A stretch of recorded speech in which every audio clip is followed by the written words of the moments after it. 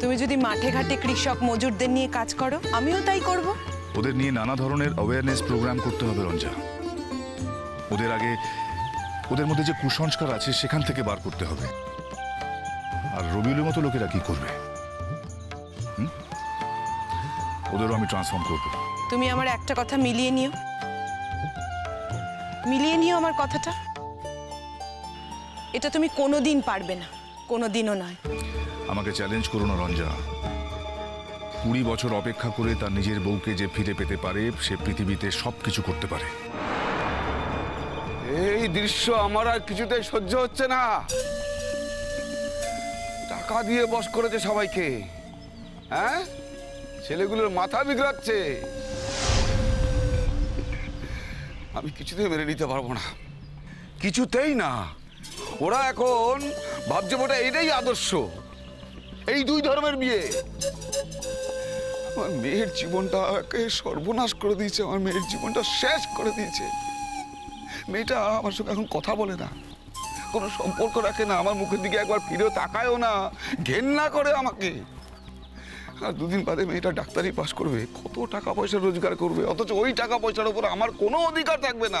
আমি কিচ্ছু করতে পারবো না, কিচ্ছু করতে পারবো না। সারাটা জীবন কষ্ট করেছি, বাকি জীবনটা আমাকে কষ্ট করে যেতে হবে, অথচ মেয়েটা সাহায্য আমি আর কোনোদিনও পাবো না। ওই দেখুন দেখুন দেখুন দেখুন দেখুন দেখুন দেখুন, বুড়ো বয়সে কচি ছুকরিদের মতন বিয়ে করে কোমর হেলিয়ে কেরম হা হি করতে করতে করতে করতে যাচ্ছে। দেখুন দেখুন দেখুন, বুঝতে পারছো না? হ্যাঁ, অনেক দিন অপেক্ষা করার পর ওরা এখন নতুন করে বিয়ে করেছে। এখন ওদের কাছে দিন রাত সব এক হয়ে গেছে। শোন, তোর সাথে শবনমের পার্সোনাল ইকুয়েশন কি সেটা তুই পাবলিক প্লেসে বলতে পারিস না। ভুল করছো রাহুলদা। আমার সাথে ওর কোনো পার্সোনাল ইকুয়েশন নেই, সেটা আছে তোমার আর ওর মধ্যে। যশ, এটা কিন্তু যুদ্ধক্ষেত্র না বা কোনো ঝগড়া করার জায়গা না। তুই কিন্তু আমাকে অনেক অপমান করছিস, আমি কিচ্ছু বলিনি। শোন, তোর চাইতে কিন্তু আমি অনেক বেশি সিনিয়র, মাথায় রাখিস। তোদের মতো অনেক ব্যাচকে আমি বড় হতে দেখেছি। তুই কিন্তু ভুলে যাস না, আমি একটা অ্যাসোসিয়েশনে বিলং করি।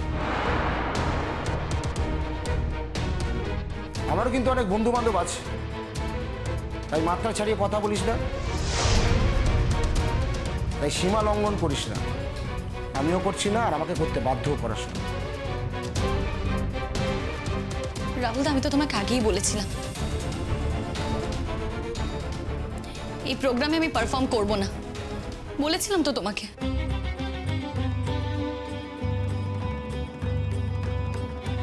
ভুল করেছিলাম শবনম, তোমাকে এখানে আনাটা ঠিক হয়নি।